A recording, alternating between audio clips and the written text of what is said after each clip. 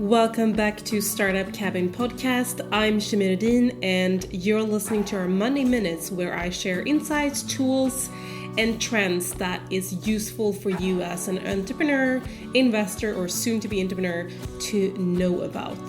Today, I'm going to talk about what happens when your customers want you to pay them to use your services, and how to make this into an opportunity.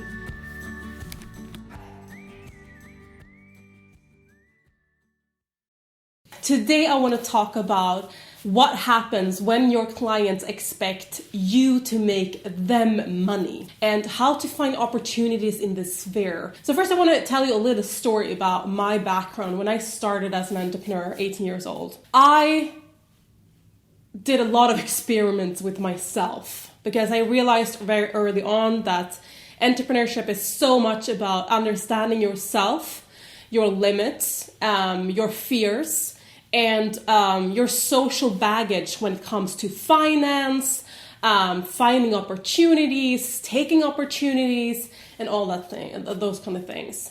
And what I did scared the crap out of my parents and scared the crap out of most of my family and friends. But when I had like 4 part-time jobs when I had the most, and I just used that money to funnel that into my company so I could be self-funded. And at one part of this journey, I just decided that I would quit all of my jobs. I would quit everything and challenge myself psychologically and my beliefs of how I could make money and how self-sustainable I could be. I did this because I wanted to learn about my own experience and my own ideas and my own social baggage when it comes to handling money, handling opportunities. So I quit my jobs and people went like mad. They thought, Shimei, you're freaking crazy. You have these really good part-time jobs. You can funnel all of that money into your production of your design, because I had a design label back then. And I felt that I had an opportunity there because I was so young. I didn't have tons of employees yet and stuff like that. That was a period of my period in time where I actually could do these kind of experiments and not get anyone else involved, pretty much. So not put anyone else at risk but myself. So I quit my jobs and I gave myself 3 months to only find opportunities from that point on and forward. So whatever I had in my apartment, in my wardrobe, whatever I had in my head, that was what's going to make me money. Because I wanted to see what happens. Making a fake version of what would happen if my company broke down and nothing would work anymore. And I'd have to just find opportunities to get along, get by until I could figure something out.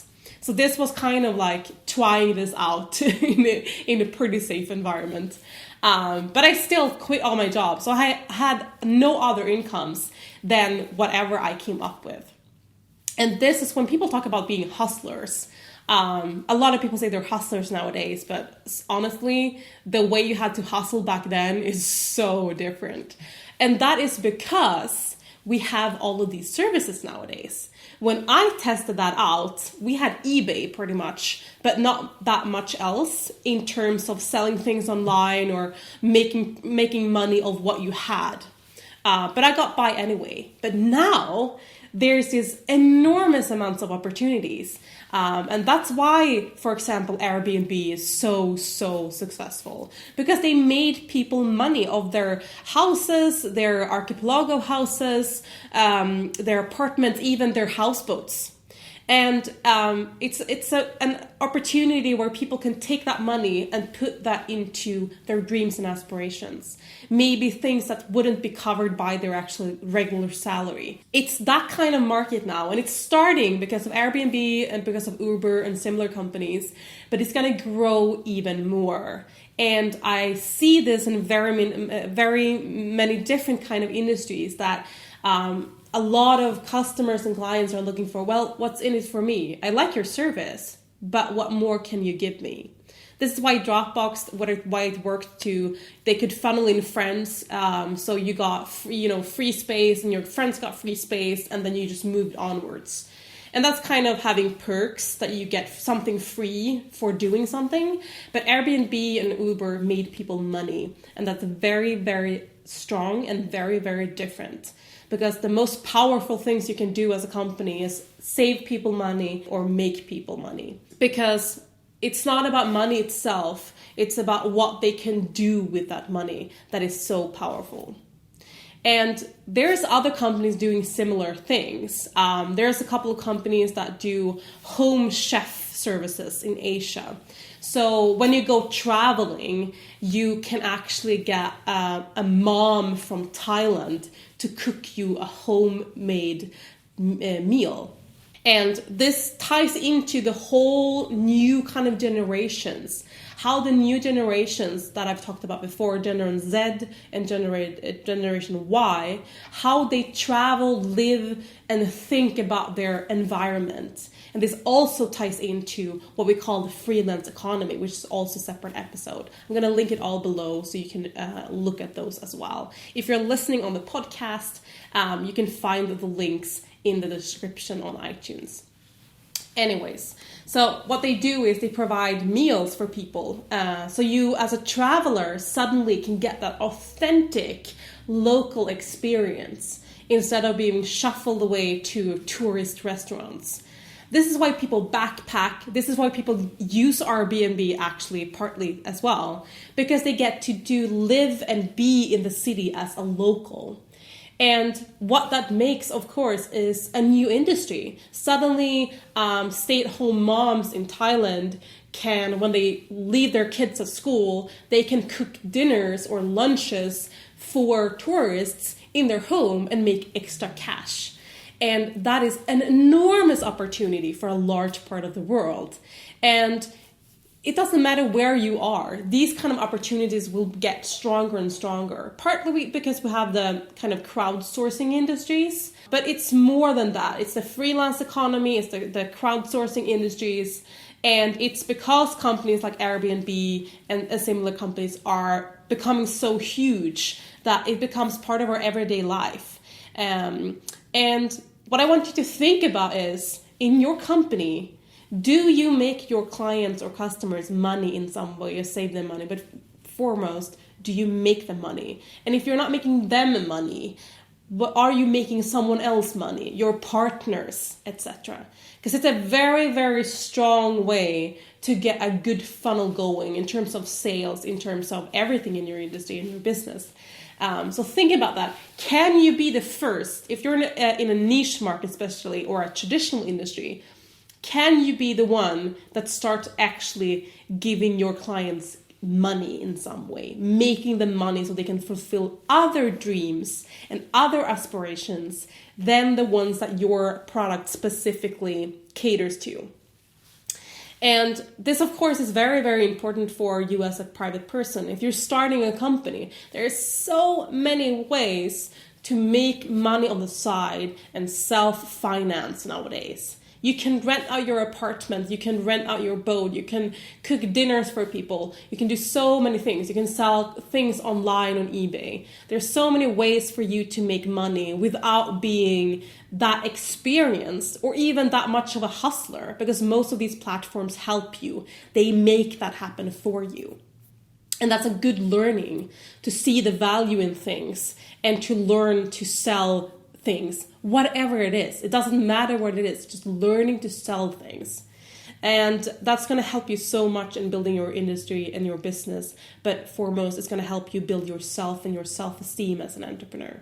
The other part that I think is very interesting about this is what happens when everything in your home can be rented by your neighbors. Everything is accessible through where you live, the closest blocks you live within. What happens to commerce? What happens to production? What happens to the companies that sell physical products? And also, what happens with the decisions you take when you buy something? Imagine that you're going to buy a car Suddenly you're going to buy a car that you know people want to rent from you. And you're going to buy a new hammer because you're rebuilding something in your home. You're going to choose the brands that you know people want to rent because it's a good quality. Suddenly people will look for quality items instead of buy once and just use once kind of items, because they realize they can make more money of these items. How will that change how we use products, how we buy products, how we review products? If your whole kit of nails and hammers and screwdrivers suddenly becomes something that's going to make you money every month, that's going to change how you look at everything in your apartment, everything in your house, home, and life. And how will that affect, as I said, the commerce part?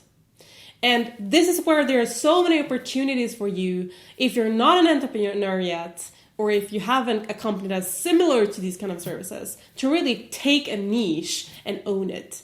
Because pretty much everything in an apartment or home can be rented out in some way. So how will you live in the future? Will you rent out your car? Will you rent out your house? Will you rent out your tools?